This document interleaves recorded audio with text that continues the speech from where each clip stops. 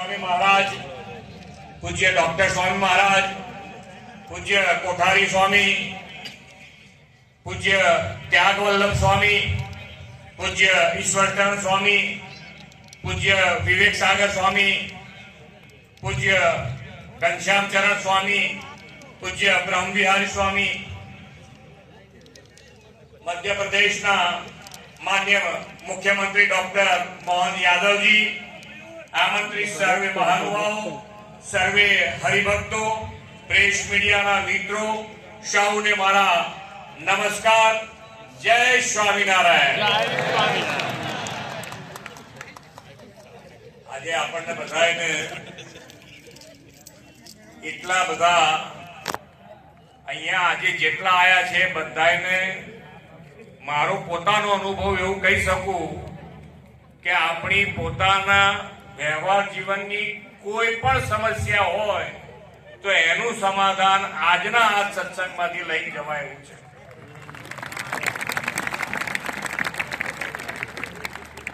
અને પ્રમુખ સ્વામી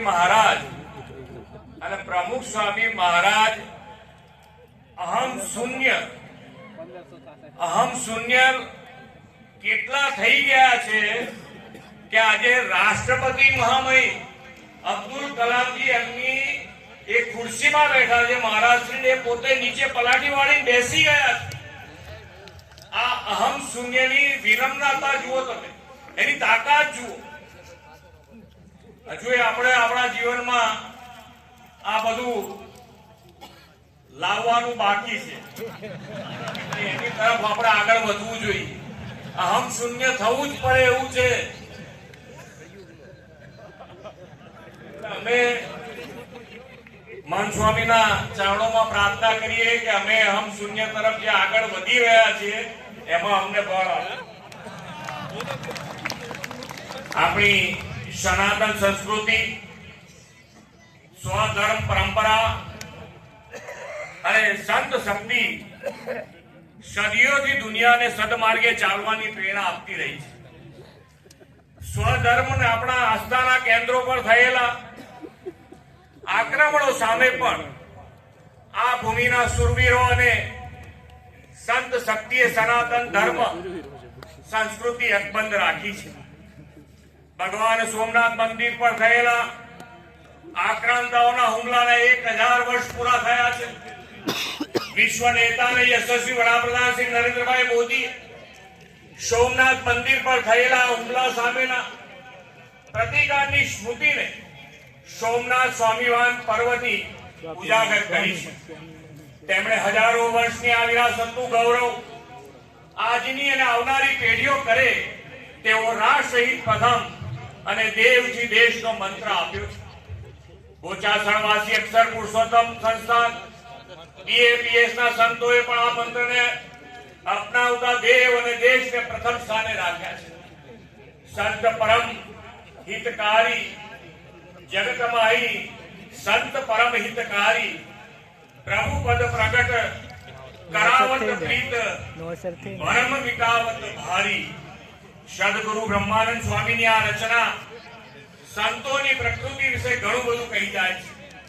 પૂજ્ય સંતોનું પ્રેમ, કરુણા અને સદાચાર સાથેનું જીવન જ આપણા માટે જીવંત ઉપદેશ છે।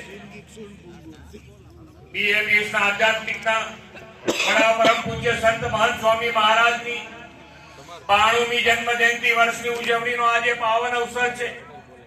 બીજો એક શુભ સંયોગ છે કે પૂજ્ય મહંત સ્વામીની દીક્ષાને પણ આજે 69 વર્ષ થયા છે।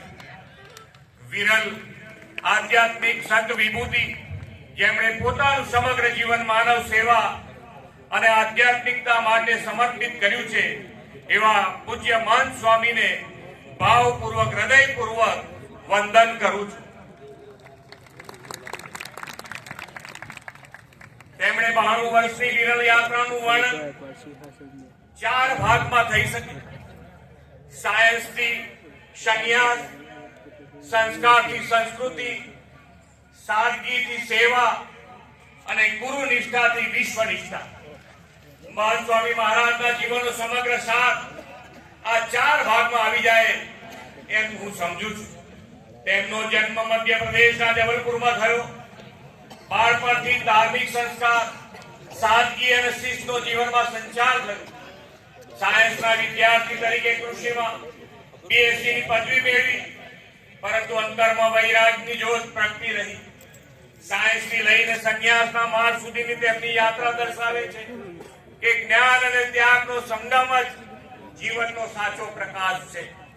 યોગીજી મહારાજના આશીર્વાદથી તેઓ વિનુ ભગત બન્યા અને પછી કેશવજી જીવનદાસ સ્વામી બન્યા. મુંબઈમાં દાદર હરિમંદિર ખાતે સેવા આપતા તેઓએ પોતાનું જીવન સાદગી, સેવા અને સાધનામાં સમર્પિત કર્યું. પ્રમુખ સ્વામી મહારાજની નિષ્કપટતા અને કરુણાએ મહંત સ્વામીને જીવનભર પ્રેરણા આપી. આ ગુરુ નિષ્ઠા તેમની જીવન યાત્રાનો આધારસ્તંભ બનીને આજે તેઓ મહંત સ્વામી તરીકે હરિભક્તોના હૃદયમાં બિરાજે છે.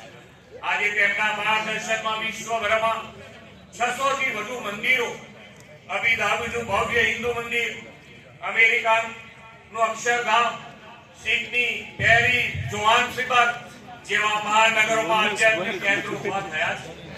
શ્રી મહંત સ્વામીનું નેતૃત્વ માત્ર પથ્થરના મંદિરો પૂરતું નથી, એ તો માનવ હૃદયમાં મંદિરનું નિર્માણ કરે છે. તેમના પ્રેરક સંકલ્પથી 15,000 થી વધુ બાળકોએ સત્સંગ દીક્ષા ગ્રંથ કંઠસ્થ કર્યો છે.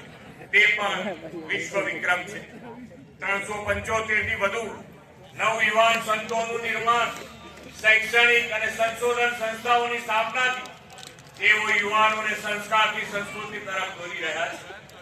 આપણી સંસ્કૃતિના 3 આધાર સ્તંભો છે: સંત, શાસ્ત્ર અને મંદિર. પૂજ્ય મહંત સ્વામી અને બીએપીએસ સંસ્થાએ આ ત્રણેય આધાર સ્તંભોને મજબૂત કરવાનું કાર્ય કર્યું છે. તેમણે સંસ્કાર અને શિક્ષણના સંગમ એવા અનેક છાત્રાલયો, શાળા, ઉચ્ચ શિક્ષણ સંસ્થાઓ, તાલીમ કેન્દ્રો સ્થાપીને લાખો વિદ્યાર્થીઓની કારકિર્દી ઉજળી બનાવી છે. વ્યસનો સામે લડવાનું ખૂબ મોટું જન આંદોલન પરમ પૂજ્ય પ્રમુખ સ્વામી મહારાજે છેડી